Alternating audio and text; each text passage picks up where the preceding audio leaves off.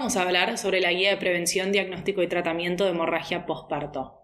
Los temas incluidos es la definición y la prevención de la hemorragia posparto, el manejo inicial y el manejo específico según la causa, la definición de hemorragia tardía y el manejo del shock, que puede ser tanto forma de presentación como de evolución de estos escenarios clínicos si no se llega a actuar de manera rápida y correcta.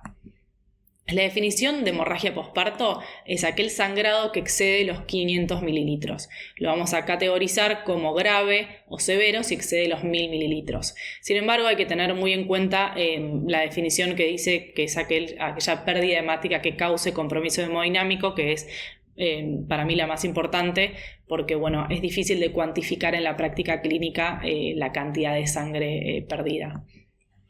Hay que tener este concepto muy presente porque es la primera causa de muerte materna en todo el mundo, principalmente en los países en vías de desarrollo, pero por eso se llevan a cabo intervenciones para poder prevenirlo y manejarlo.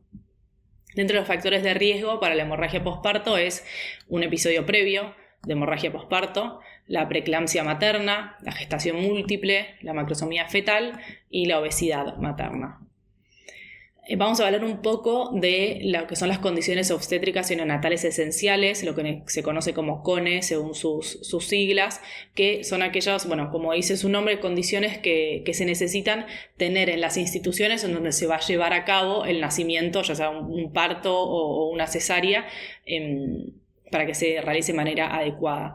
En términos de función quirúrgica de procedimientos obstétricos, tiene que ser un centro capaz de realizar cesáreas y sus posibles complicaciones tanto de los partos como de las cesáreas, ya sea reparación de desgarros, histerectomías por complicaciones, extracción de placenta o legrado.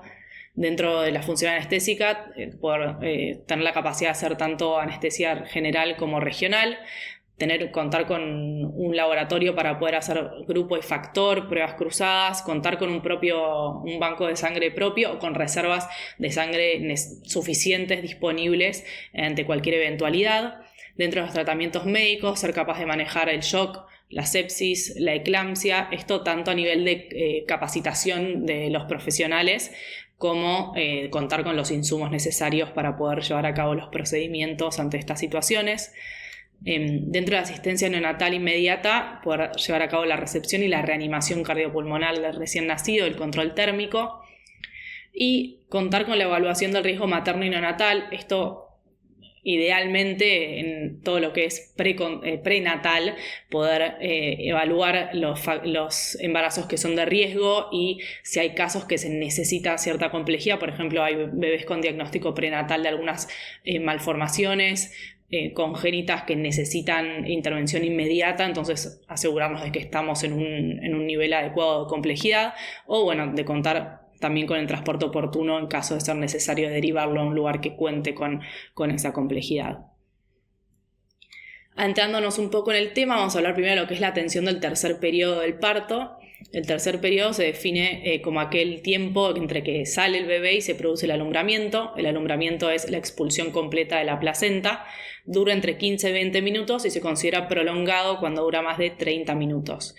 Dentro de la atención del tercer periodo del parto hay 3 pilares que se consideran como el manejo activo del trabajo del tercer periodo, que son estas intervenciones como para reducir el riesgo de la hemorragia posparto. Vamos a hablar de la administración de drogas uterotónicas, de la tracción controlada del cordón y el masaje uterino. Algo que vamos a nombrar primero, que no forma parte, de estos 3 pilares esenciales, pero que es lo primero que se lleva a cabo, que también se suele preguntar cómo hacerlo y cómo es la forma adecuada de hacerlo, es el pinzamiento del cordón. Es lo primero que vamos a hacer ante la recepción del recién nacido.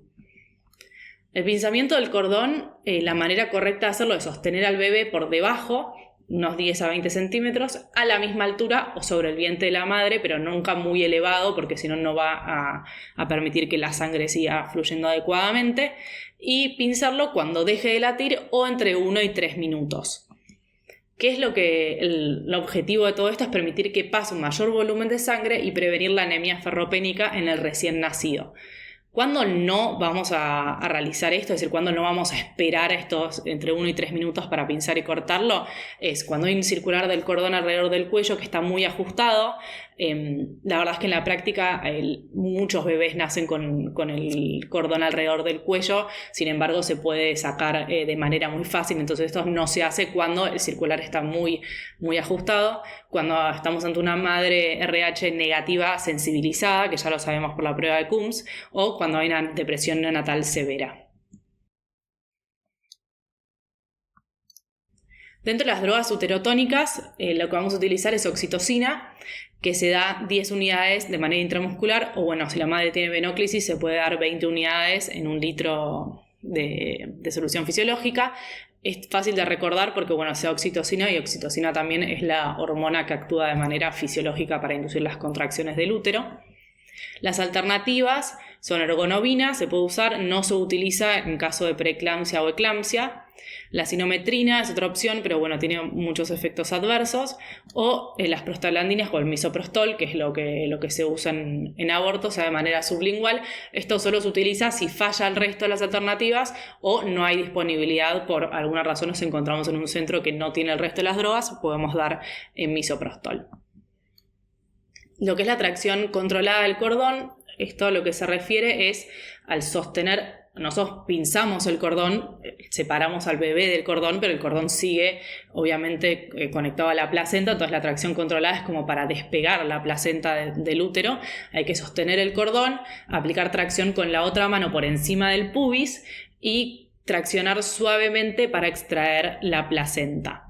Lo que hay que hacer cuando logramos extraer la placenta es comprobar que esté íntegra. Como vamos a ver luego, una de las causas de hemorragia es que queden restos placentarios. A veces la placenta se separa en sus lóbulos y quedan algunas partes adentro, entonces es muy importante comprobar que esté íntegra. Y si no se desprende, en los primeros 40 segundos se repite esta maniobra de tracción controlada de contracción, y en el caso de que no se separe por más de 30 minutos, ahí se procede a la extracción manual. El masaje uterino que vamos a hacer es un masaje uterino externo, como se ve en la imagen. Esto hay que tenerlo presente porque luego si nos encontramos ante una hemorragia, podemos hacer un masaje bimanual en donde se hace parte externa, parte interna, pero el masaje que hacemos como manejo activo, preventivo en el tercer periodo, es el masaje externo, que se realiza hasta que se contraiga el útero, y hay que corroborar en las primeras 2 horas luego del alumbramiento, que siga presente la correcta retracción uterina. Bueno, el manejo inicial ante una paciente con hemorragia posparto. El paso 1 es la reanimación, evaluar la causa y extraer sangre para hacer un laboratorio. ¿A qué nos referimos con reanimación? Solicitar ayuda. Siempre colocar una vía gruesa si es que no la tiene, una sonda vesical, el monitoreo constante de los signos vitales, realizar el laboratorio específicamente con pruebas de coagulación, que va a ser importante, realizar una exploración física para evaluar si hay desgarros, hematomas, evaluar el tono uterino y la necesidad de oxígeno y ventilación. Y hay que estar muy atentos, luego lo vamos a ver, como ya hablamos, de los signos del shock, porque si nos encontramos ante una paciente que está en shock, hay que comenzar ya el tratamiento del shock mismo, ¿no? Paso 2, identificación y tratamiento de la causa. Ahora vamos a ver las posibles causas en manejo específico. Paso 3, en caso de que nos encontremos en una hemorragia incontrolable, contactar y ya formar un equipo multidisciplinar, otro tocoginecólogo, cirujano, experto, anestesia, instrumentadoras, más enfermeras, comenzar la compresión bimanual. Se puede llegar a realizar embolización local si es que la institución cuenta con un servicio de radiología intervencionista que lo haga, y bueno, evaluar también la transfusión de cristaloides y de sangre si es necesario. Y como paso 4, ya cuando no se puede controlar todavía la hemorragia, ya pasar a cirugía, una laparotomía exploratoria en donde se evaluará si se hacen suturas, ligaduras o si hay que hacer una histerectomía. Luego el manejo específico. Vamos ahora a desglosar las posibles causas de la hemorragia posparto. La principal la atonía uterina. Es la más frecuente y la más grave. Atonía uterina justamente es un útero que no responde a los uteroretractores. Lo pueden presentar como que se siente un globo, por ejemplo.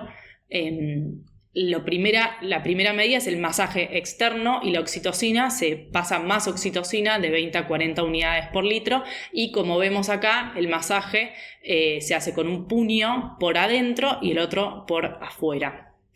Se evalúan los restos y se evalúa si hay coagulopatía. Esta es la compresión bimanual. Y en caso de que no ceda, tanto con el masaje, la oxitocina y la compresión bimanual, se lleva a quirófano y se realiza la laparotomía exploratoria. En estos casos se puede hacer suturas B-Lynch, ligaduras arteriales o histerectomía total o subtotal, como ya mencionamos. Esto va a depender de, por un lado, las capacidades del cirujano y también de su juicio clínico sobre la situación de la paciente.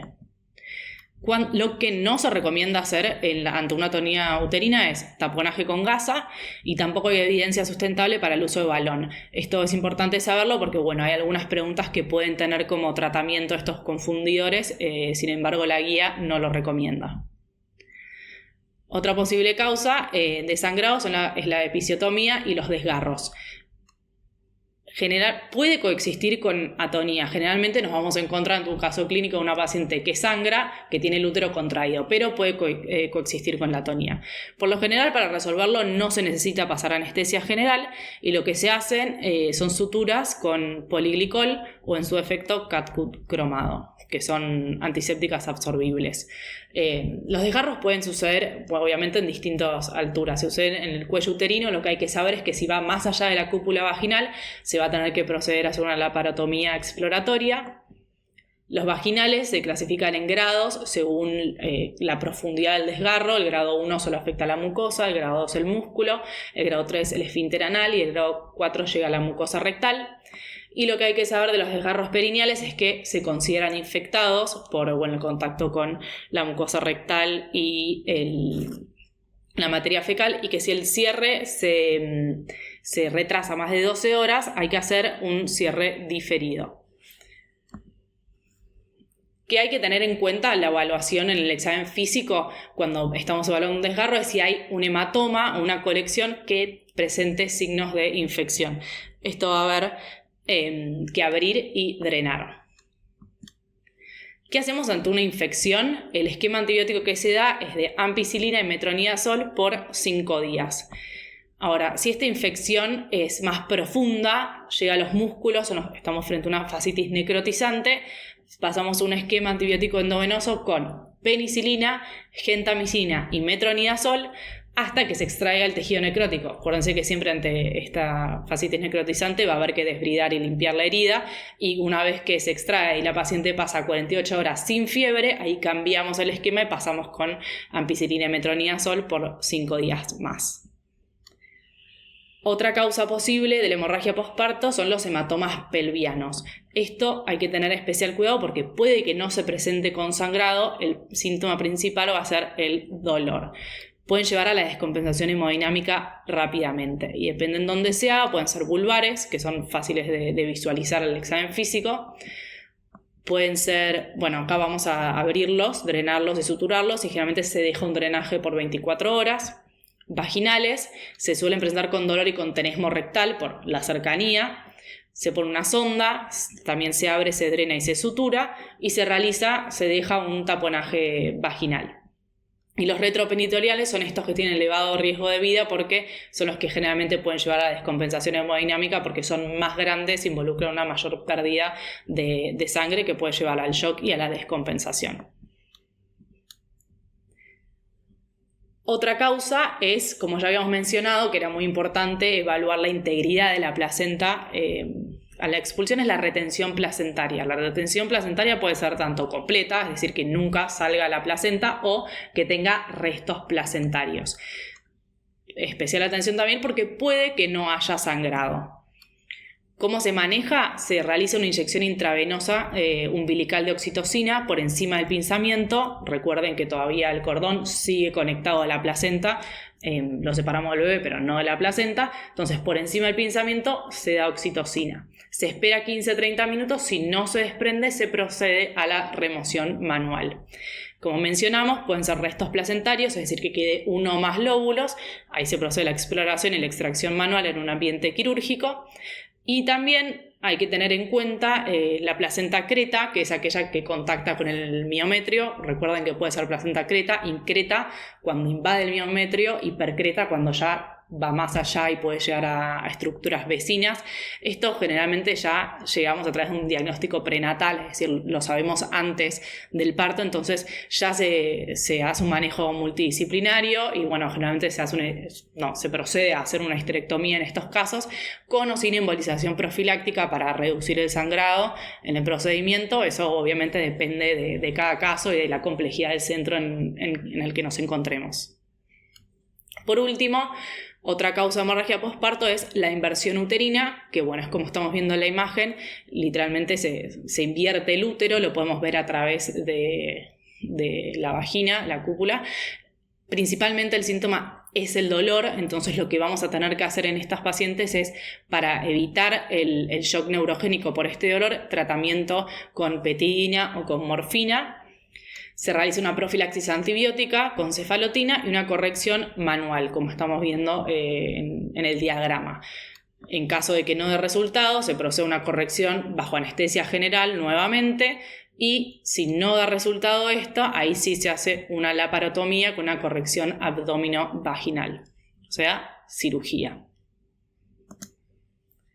Bueno, de hemorragia tardía es aquella hemorragia que ocurre entre las 2 semanas posteriores al parto. Acá podemos en realidad hablar de la hemorragia tardía o la hemorragia posparto prolongada, que es aquella que capaz no es de tanta cantidad, pero que persiste en el tiempo. Y hay que estar atentas a estas dos situaciones porque nos pueden estar sugiriendo metritis, es decir, una infección, o una coagulopatía. Entonces, ¿cómo se maneja? Volvemos a administrar uterotónicos, oxitocina. Muy importante llevar a cabo estudios de coagulación. Si nos encontramos en una paciente con sangrado y el cuello dilatado, hacemos una exploración manual bajo anestesia para evitar que le duela. Si el cuello no está dilatado, hacemos legrado. Esto es para extraer coágulos, posibles restos que hayan quedado placentarios. Y si continúa el sangrado ante esto, valoramos el procedimiento quirúrgico a llevar a cabo. Esto es importante diferenciar si el cuello está dilatado o no dilatado, porque bueno, obviamente vamos a actuar de manera diferente y puede presentarse como diferentes casos clínicos. ¿Qué pasa si nos encontramos ante signo de infección? Antibiótico endovenoso hasta 48 horas a febril. El esquema que usamos es ampicilina, gentamicina, metronidazol, como mencionamos previamente. Ahora, si nos encontramos ante una anemia grave, por eso es muy importante el laboratorio, si la hemoglobina es menor a 7 gramos por decilitro o el hematocrito es menor a 20%, realizamos una transfusión. Y se procede a dar hierro y ácido fólico por 3 meses para poder reponer las pérdidas que causó la hemorragia en la madre. ¿Qué hacemos ante shock? Hay que estar en estas pacientes muy atentos a los signos clínicos que nos pueden anticipar o que nos pueden mostrar que la paciente está ingresando en un shock.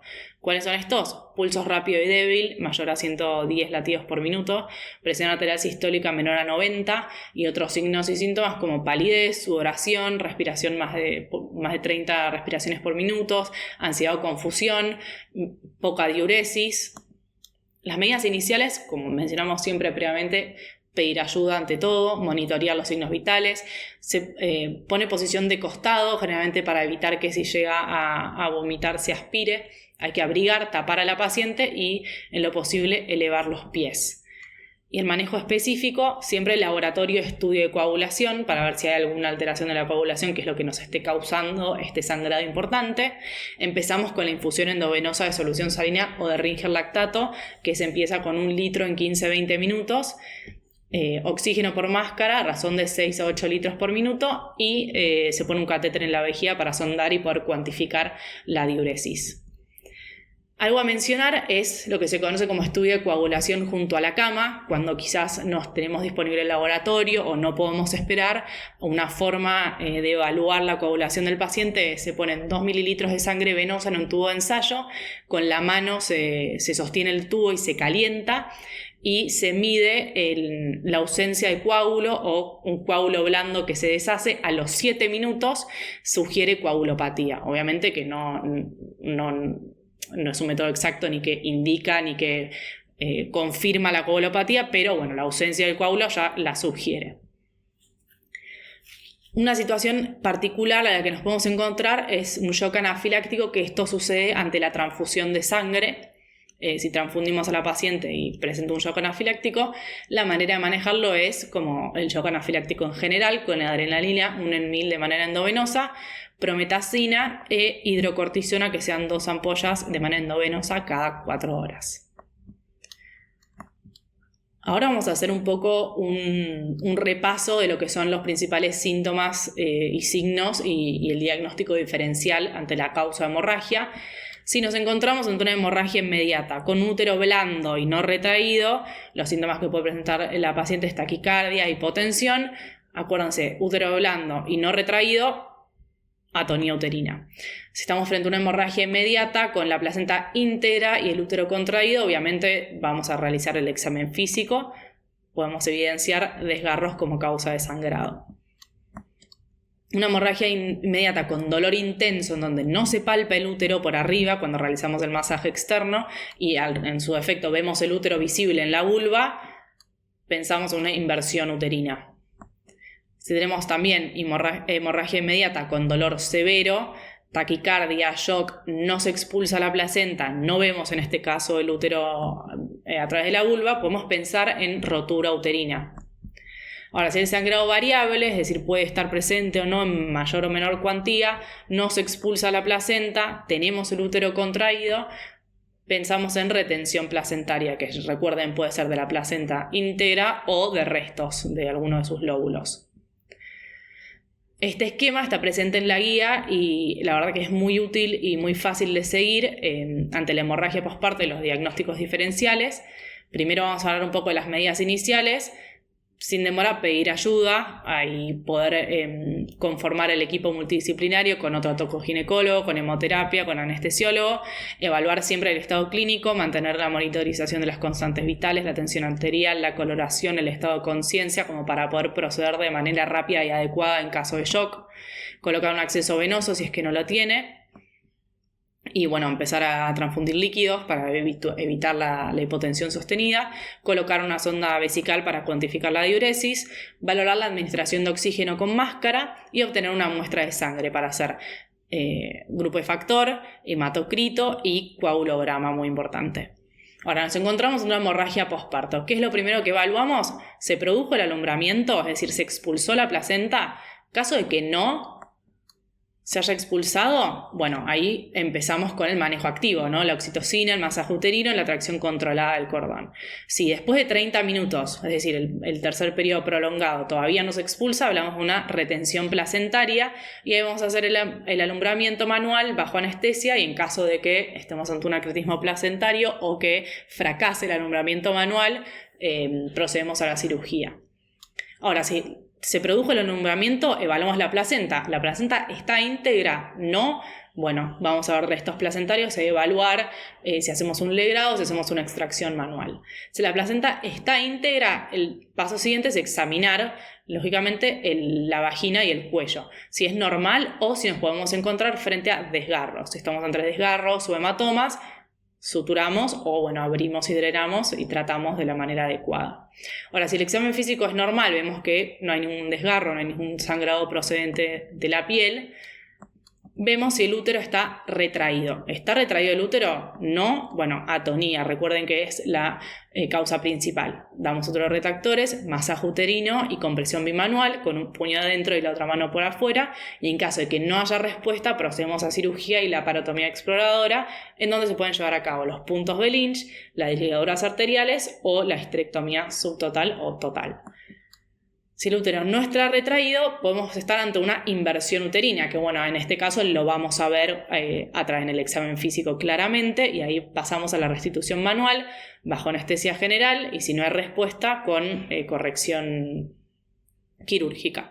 Ahora, si el útero no está retraído y el examen uterino manual es normal, bueno, si no es normal, podemos estar ante una rotura uterina, que se trata con cirugía, y si es normal, lo primero que hay que pensar es en una coagulopatía. Por eso es muy importante siempre, aunque no lo sospechemos de primera instancia, porque veamos un sangrado, un desgarro, lo que sea, siempre hacer el laboratorio con el coagulograma, y en ese caso vamos a hacer tratamiento específico con hemoderivados.